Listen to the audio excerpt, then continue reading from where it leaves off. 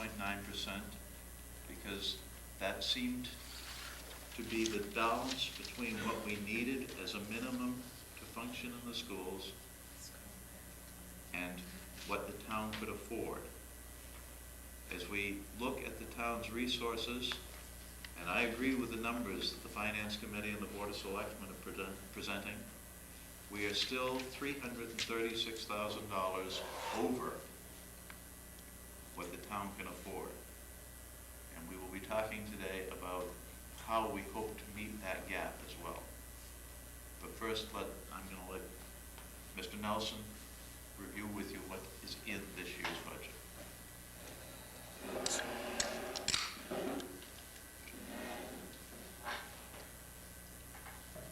Thank you, Mr. Jervy. What we've seen in Mr. Jervy's comments is a context.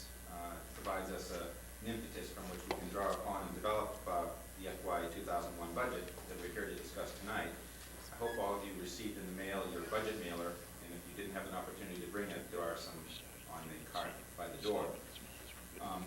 Certainly, as we develop any fiscal year budget, we have to look into history to try to develop patterns in order to best estimate the costs as they arise.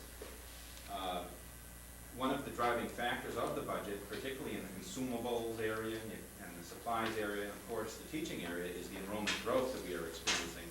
And as shown by the slide in front of you, we have experienced a growth of about 200 students in the past 2 years. Along with that enrollment growth, as Mr. Jervy stated, we are attempting in the FY01 budget to more accurately represent the cost of special education. We learned this year that special education was going to come in at about $285,000 more than we had budgeted.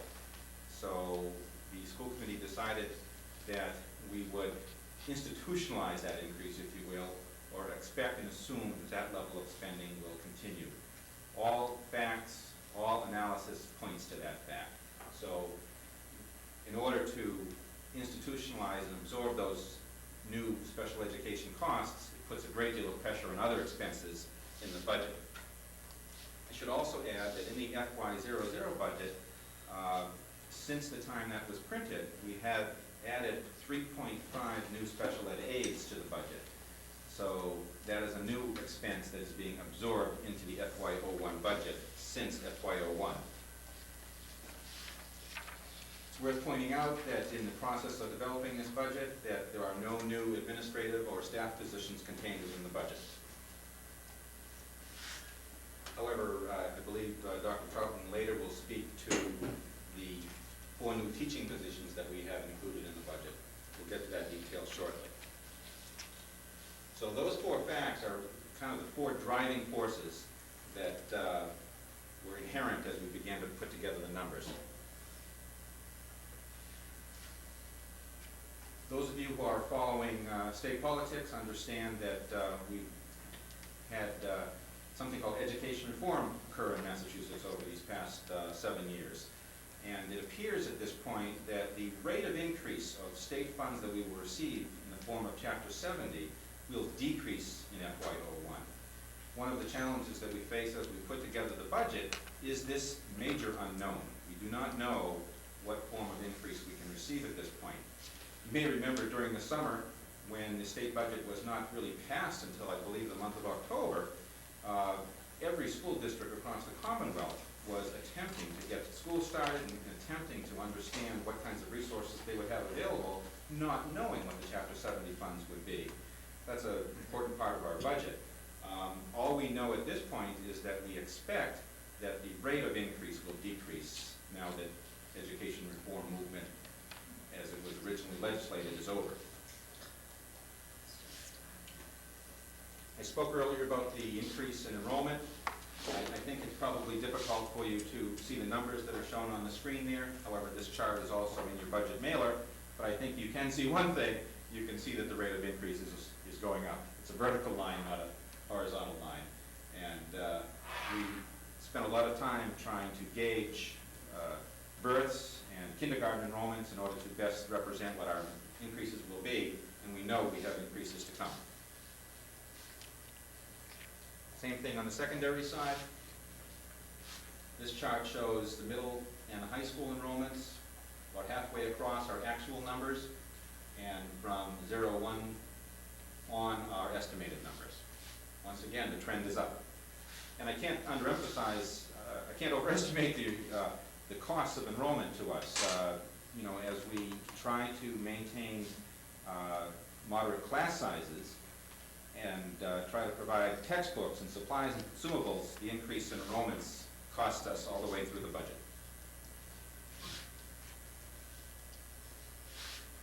As I stated earlier, we're trying to more realistically fund the cost of special education so that we don't have a mid-year fiscal year surprise.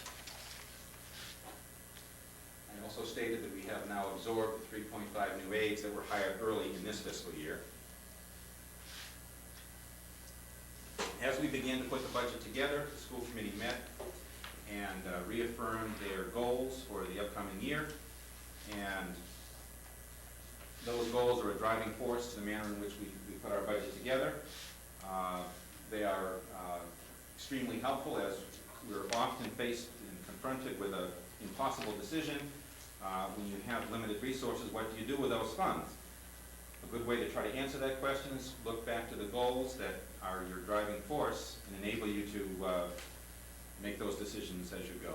As you can see, the first goal listed there is the importance of continuing to maintain reasonable class sizes and to keep pace with enrollment growth. It was that goal that drove our decision to request 4 new teaching positions to maintain reasonable class size.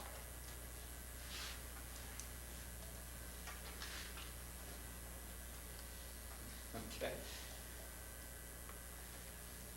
The process of putting together a budget includes many factors. We have community input, such as this forum tonight. We have parent councils. We have school committee meetings. We meet with the administrative council, which comprises the principals and the administrators on the superintendent's staff. We try to glean information and input from all sources.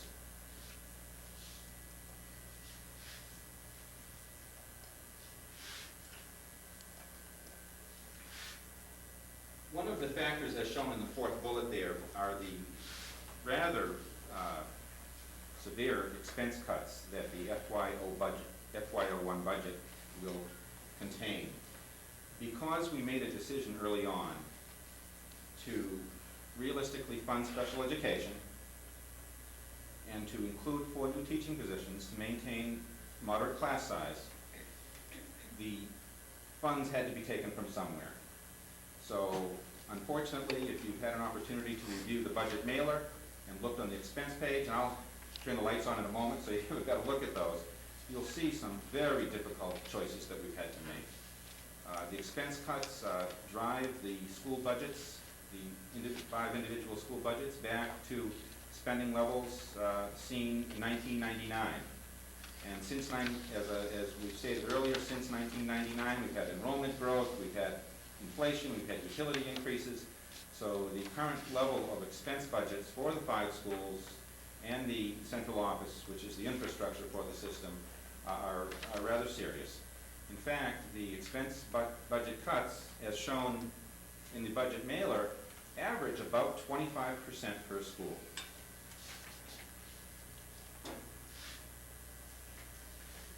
Also contained, I don't know if all of you had an opportunity to pick up one of the sheets that were on the card as you walked in. It's not possible to see that on the screen, but what I'd like to do is very quickly run through some of the scenarios that we looked at as we walked through this process.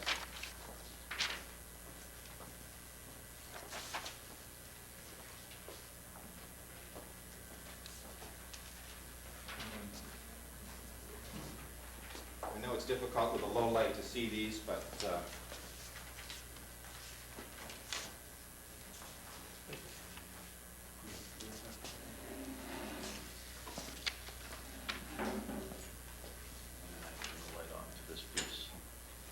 thank you.